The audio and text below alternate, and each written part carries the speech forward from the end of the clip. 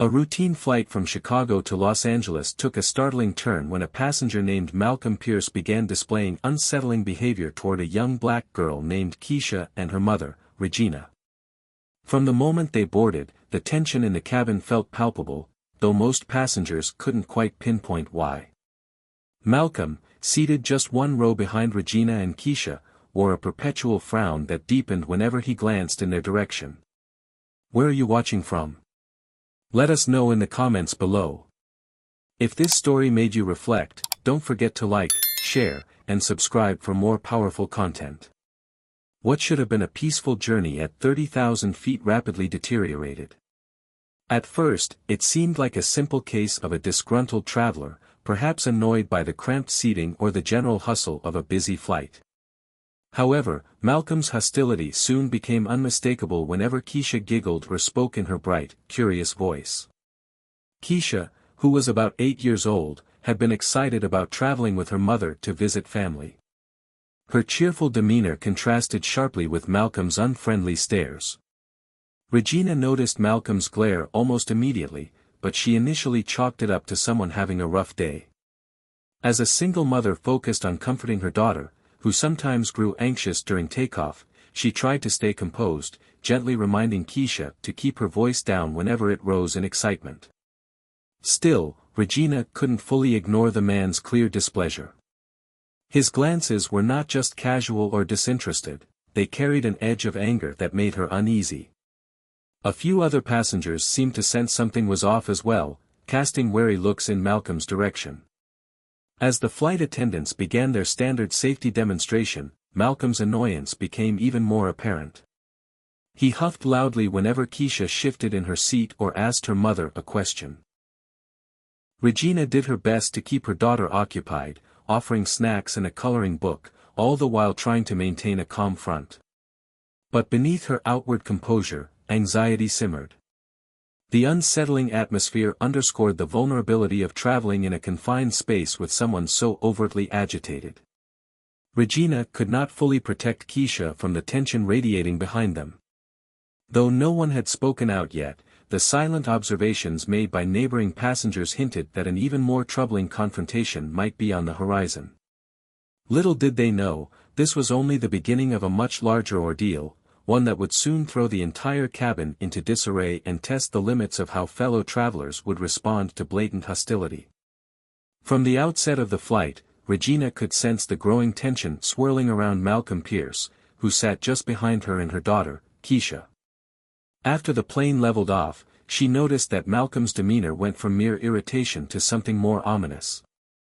The seatbelt sign had just turned off, and passengers were starting to move about the cabin.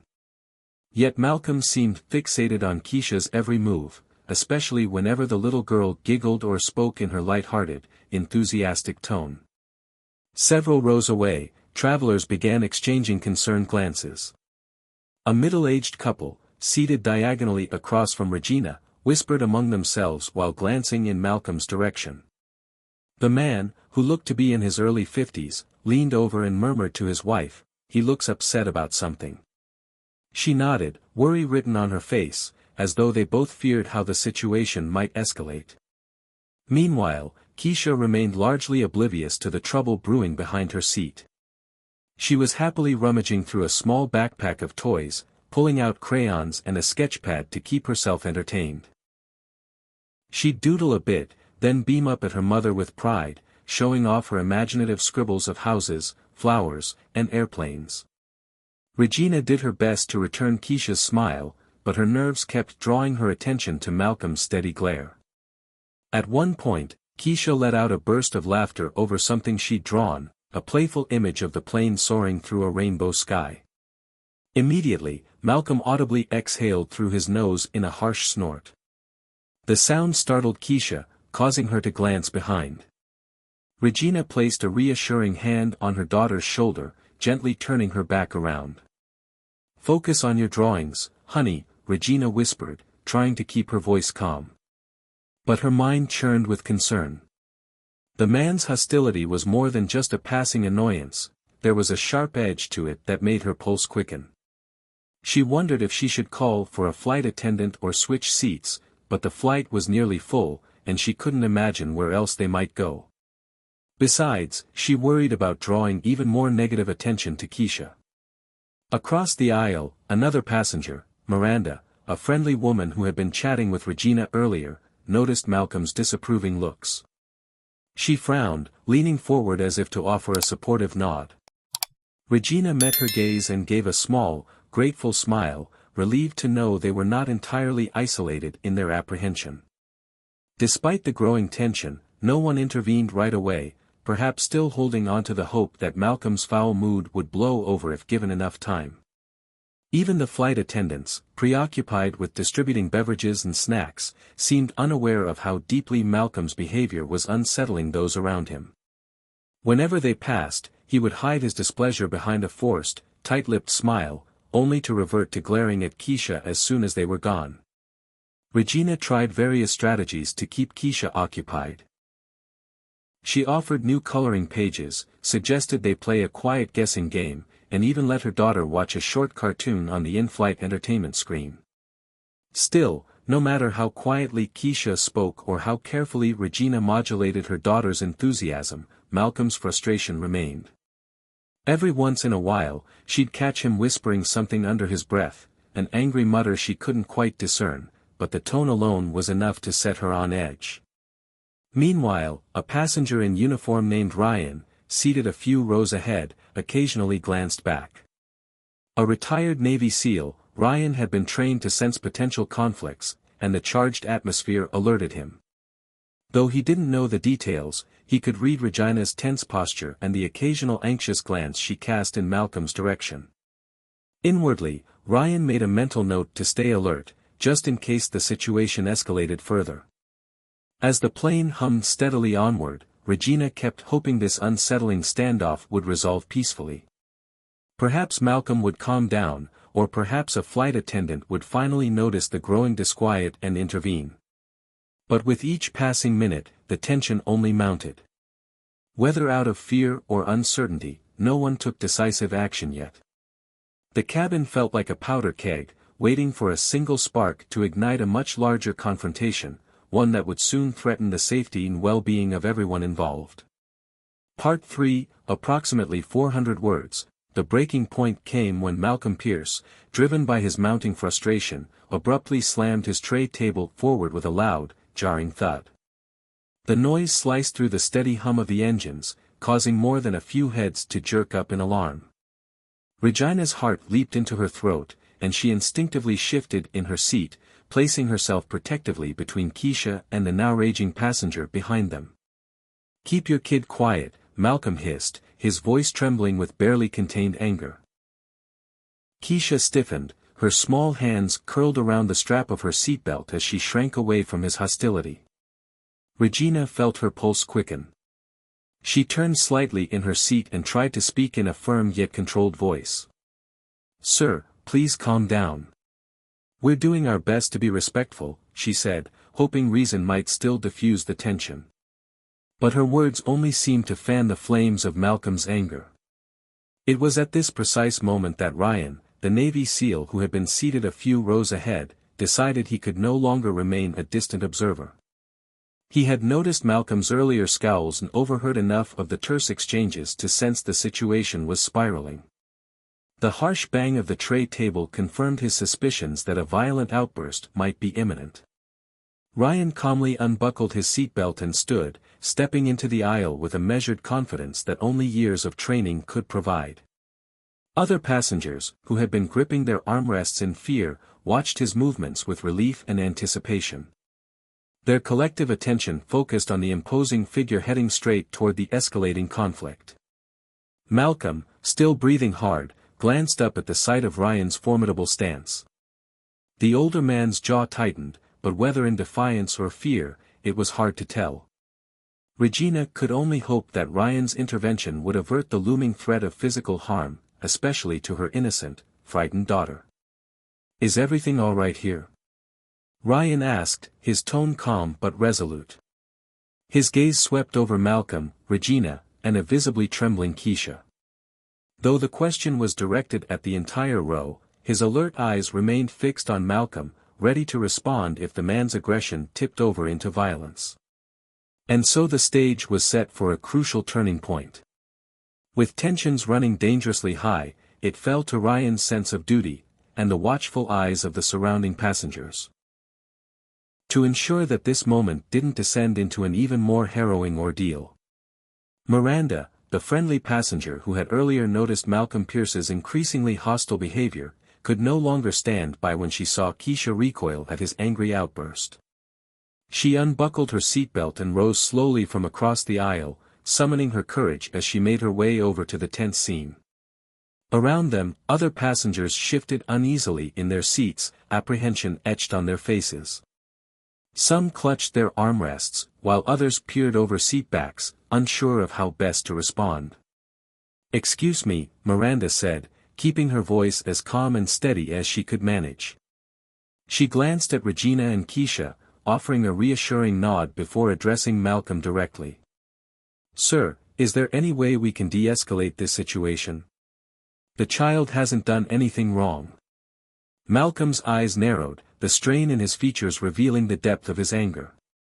"Why don't you mind your own business?" he muttered through clenched teeth. A vein pulsed in his temple, and his knuckles were white from gripping the armrest. His gaze flicked over to Regina, who was doing her utmost to keep Keisha safe behind her. A storm of fury seemed to churn beneath Malcolm's tight-lipped grimace. Miranda's hands trembled slightly. She forced a gentle smile, trying to defuse the tension. "I understand you might be upset," she offered, keeping her tone measured. "But maybe if we all talk this out." Before she could finish, Malcolm rose abruptly to his feet, his sudden motion causing the seat in front of him to jostle. Keisha let out a small gasp as Regina instinctively pulled her daughter close. The sharp movement caught Ryan's attention as well. He'd been standing in the aisle, poised to intervene if necessary. Sensing an imminent flashpoint, he took a step closer, ready to shield Regina and Keisha from harm. "Who do you think you are, telling me what to do?" Malcolm spat, his voice rising. He glared daggers at Miranda, who tried to maintain her composure despite the adrenaline spiking through her veins. "You all act like I'm the bad guy just because I want some peace on this flight." Miranda raised her hands in a placating gesture, her heart pounding in her chest. "I'm just asking you to calm down," she said, her voice wavering. She glanced at Ryan for support, grateful he was near. "Everyone wants a peaceful flight, including them." Malcolm inhaled sharply, his anger tightening like a coiled spring. Then, in a moment that seemed to unfold in slow motion, he lashed out. He swung his arm, aimed not at Miranda but at Regina and Keisha, as if wanting to drive them away from him once and for all. A sickening thud echoed through the cabin as his hand connected with Keisha's shoulder, causing the little girl to stumble sideways into her mother. Regina let out a horrified cry and wrapped her arms around Keisha, who whimpered in pain and shock. The cabin erupted into chaos. A collective gasp rippled through the rows of passengers, some leaping to their feet in dismay. Several people fumbled for their phones, unsure whether to record or call for help, while others yelled for a flight attendant. The overhead lights seemed to glare more intensely, highlighting the urgency of the moment. Ryan reacted in an instant. His training kicked in, and he lunged forward, closing the distance between himself and Malcolm. Grabbing the man's arm before he could strike again, Ryan applied controlled force to restrain him. "That's enough." Ryan barked, his voice echoing in the confined space. Despite his calm demeanor earlier, a fierce protectiveness now surged within him, fueled by the sight of an innocent child being harmed. Miranda, shaken but determined, stepped back to give Ryan room. Regina held Keisha tightly, the young girl sobbing against her mother's chest. Tears streaked Regina's face as she stroked Keisha's hair, whispering, "It's okay, baby." "It's okay," though terror still shone in her own eyes. A flight attendant who had been at the front of the aircraft rushed down the aisle, eyes wide with alarm. She pressed the intercom button to summon additional crew members and possibly alert the captain. "Please remain calm," she called out to the passengers, though her own voice quivered. "We're handling the situation." Malcolm thrashed against Ryan's grip, but the ex-SEAL maintained a firm hold, refusing to let him cause any more harm. The cabin became a blur of urgent motion. A second flight attendant hurried to assist, while nearby passengers tried to comfort Regina and Keisha. Someone offered Keisha a blanket, another offered tissues, and yet another reached over to gently pat Regina's back.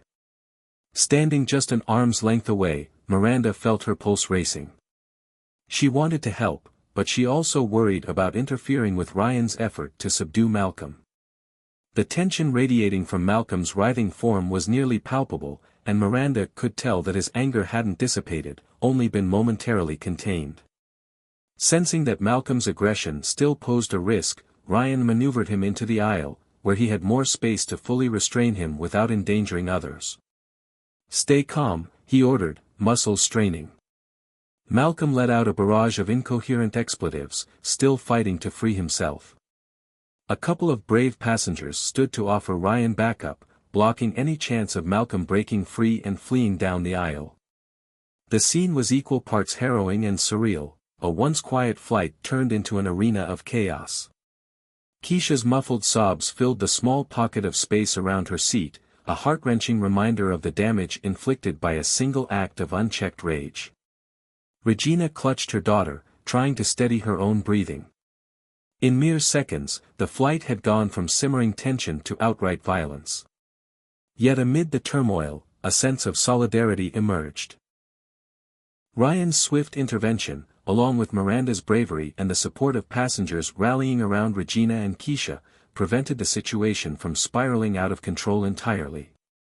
Though many questions remained, about why Malcolm had been so hostile, about what consequences awaited him upon landing, one fact stood clear: a community of strangers had coalesced in the face of injustice to protect a vulnerable child and her mother.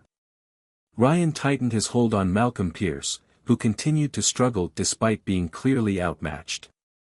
The rest of the cabin had erupted into a flurry of anxious whispers and concerned voices. Passengers craned their necks to see what was happening, some bracing for further violence, others fumbling to help in whatever way they could. Even as the shock lingered from Malcolm's sudden aggression toward Keisha, a shared sense of resolve coalesced around ensuring that he could not harm anyone else. The flight attendants arrived in a swift but coordinated response, alerted by both the commotion and the urgent buzz from fellow crew members. One attendant, a petite woman named Carla, took charge with surprising authority. "Sir, you need to stop resisting now," she commanded, stepping close to Ryan and Malcolm. Her colleague, Robert, quickly joined her, positioning himself on Malcolm's other side. Malcolm muttered angry protests, still thrashing in Ryan's grip. His eyes darted wildly around, as though seeking an escape that simply didn't exist at 35,000 feet. Sweat beaded on his brow, and his breath came in ragged bursts. Ryan, maintaining his composure, leaned in slightly. "No more struggling," he warned, voice low and steady. "You're only making this worse for yourself." That simple directive seemed to pierce Malcolm's adrenaline-fueled haze, causing him to briefly pause. It was long enough for Carla and Robert to slip plastic restraints over his wrists. They moved with calm professionalism, drawing from emergency procedures they rarely had to employ. Within seconds, Malcolm's arms were bound, leaving him upright but subdued in the aisle. Meanwhile, Regina clung protectively to Keisha, who was trembling with shock. Tears stained the little girl's cheeks, and her small hands held tight to her mother's arm, as though afraid to let go. Regina stroked Keisha's hair, her voice trembling with both relief and residual fear. "It's all right, baby," she soothed.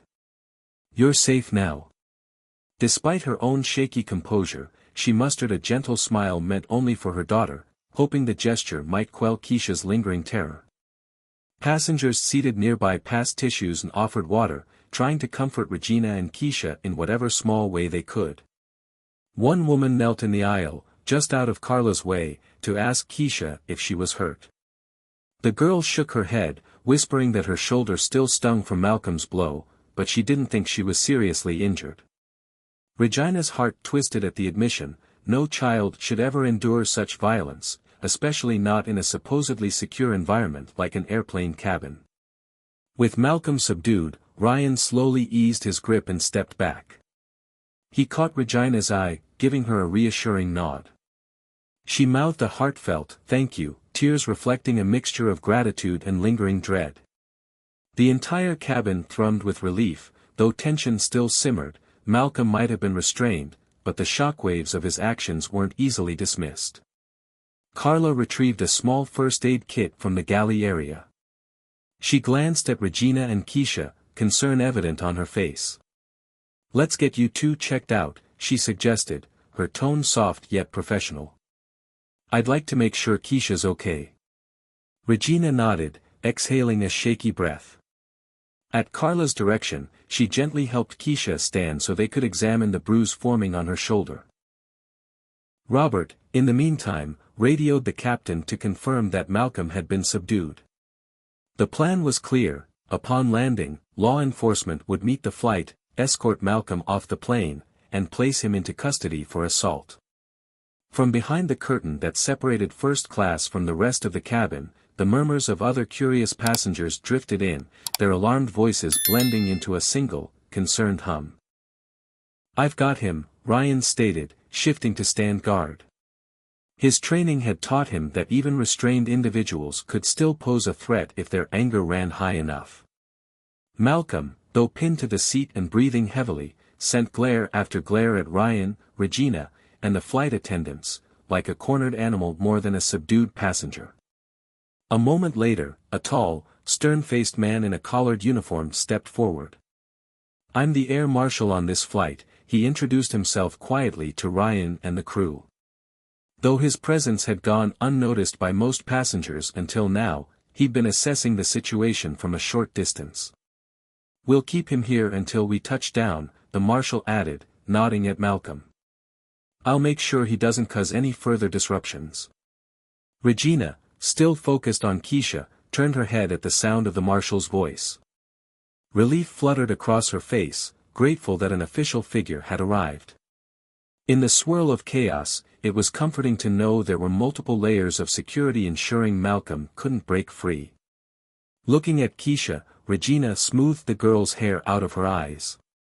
"I'm so sorry this happened," she murmured, voice choked with emotion. "You did nothing wrong." Keisha blinked away fresh tears, her body still trembling. I was just drawing," she managed, her voice wobbly. "I don't know why he got so mad at me." Regina's heart clenched. She tenderly kissed Keisha's forehead, feeling a rush of maternal protectiveness surge anew. "He had no right to do this, sweetheart. None. You're safe now." To emphasize her point, Regina wrapped her arms around Keisha once again, pulling her into a warm embrace. As the minutes passed, flight attendants worked to restore some sense of normalcy to the cabin. Robert offered water to passengers who appeared shaken, while Carla circulated quietly, assuring everyone that the situation was under control. Ryan lingered nearby, keeping a watchful eye on Malcolm alongside the air marshal. He knew that adrenaline could surge again if Malcolm attempted another outburst, but the subdued passenger seemed to recognize he was out of options. Eventually, the pilot announced over the intercom that the flight would continue as scheduled, but with an added note: authorities were on standby at the destination. A subdued hush blanketed the cabin, an unspoken pact among the passengers to keep the peace and to rally around Regina and Keisha. People exchanged sympathetic glances, the shared harrowing experience forging a temporary camaraderie. Regina and Keisha returned to their seats with Carla's help, Keisha now wrapped in a soft blanket that Miranda had provided. The blanket still carried warmth from Miranda's seat, and though it was a small gesture, it helped soothe Keisha's rattled nerves. Regina thanked her softly, reaching out for Miranda's hand in a gesture of solidarity. Miranda nodded, tears brimming in her own eyes at the reminder that there was still kindness to be found amid such cruelty. A breathless hush fell over them, time seeming to slow as the plane droned on, miles above the earth. While the trauma of the incident would not disappear easily, for Regina or Keisha, the immediate threat had been neutralized. Malcolm sat strapped and restrained, fuming yet powerless. Looking at her daughter's teary eyes, Regina resolved to help Keisha heal from this frightening ordeal, determined that some good would come from the resilience they had discovered in themselves and the support they had received from strangers. After the tumultuous flight and its fraught landing, the airline offered immediate support to Regina and Keisha. Although they were still shaken by the ordeal with Malcolm Pierce, the mother and daughter soon discovered that an outpouring of compassion was waiting for them. In the following days, Regina received phone calls and messages from fellow passengers, including Miranda and Ryan, who wanted to check on Keisha's well-being and assure the family they were not alone. The airline arranged for counseling sessions to help Keisha process what had happened. At first, she was hesitant to speak about the fear she felt in those tense moments on the plane, still clinging to Regina whenever they were in busy or unfamiliar settings. Gradually, Keisha opened up, describing the overwhelming shock she experienced when Malcolm lashed out.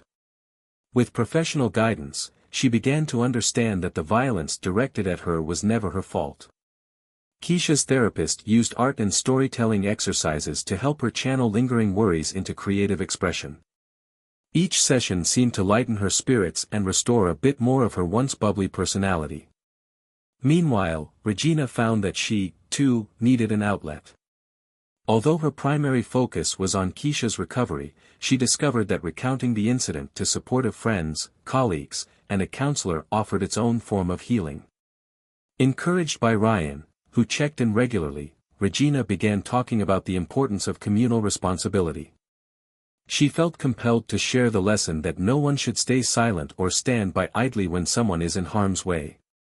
Her conversations with the airline's representatives evolved into a bigger discussion about improving passenger safety protocols and training staff to better recognize, and de-escalate, hostile behavior before it reached a flashpoint. As word spread about the flight's distressing events, Regina received invitations from local community groups to speak out against bullying and aggression. While the thought of discussing so personal an experience in a public forum initially gave her pause, she realized it could be a meaningful way to turn trauma into positive change. Attendees, some of them parents, wanted to understand how to recognize warning signs in close quarters, whether during travel or everyday encounters.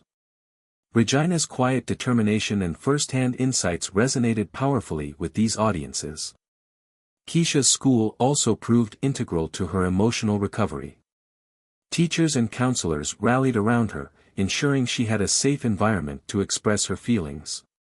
They encouraged her to lead simple kindness initiatives that promoted empathy among her classmates, organizing a buddy system at lunchtime, for instance, so no student would feel isolated. Keisha's self-esteem gradually rebounded as she received daily reminders that she was valued and protected. All the while, Ryan stayed in touch, finding little ways to support Regina and Keisha beyond the confines of the airplane. He coordinated with the airline's customer service department to ensure Regina never felt overlooked in the aftermath. His role evolved from an impromptu protector in the skies to a steady ally on the ground. Miranda likewise maintained contact, suggesting that the strangers-turned-friends create a casual support network for others who had experienced similar incidents. In the end, what began as a moment of terror yielded an unexpected community of helpers. Friends, fellow passengers, school officials, and even airline representatives worked together to help Regina and Keisha emerge from the traumatic incident stronger than before. Though the memory of Malcolm's rage would never vanish entirely, it became a catalyst for greater solidarity, and a reminder that even in terrifying moments, compassion and collective action can help rebuild a sense of safety and hope. Despite the lingering memories of the terrifying altercation with Malcolm Pierce, Regina and Keisha discovered a renewed sense of unity both within themselves and with those around them. The days and weeks following the incident underscored an essential truth. Even in the face of hatred or aggression, people could rally together in support of one another. That unexpected alliance, ranging from the swift intervention of Ryan to the ongoing friendship of Miranda, became a source of resilience for mother and daughter. Keisha, once anxious and withdrawn in the immediate aftermath, gradually regained her bright spirit. Therapy sessions and open dialogue with friends helped her process the shock of being targeted by someone's unchecked anger. Regina, too, leaned on her newfound network of allies, attending community gatherings to share what she learned from the experience.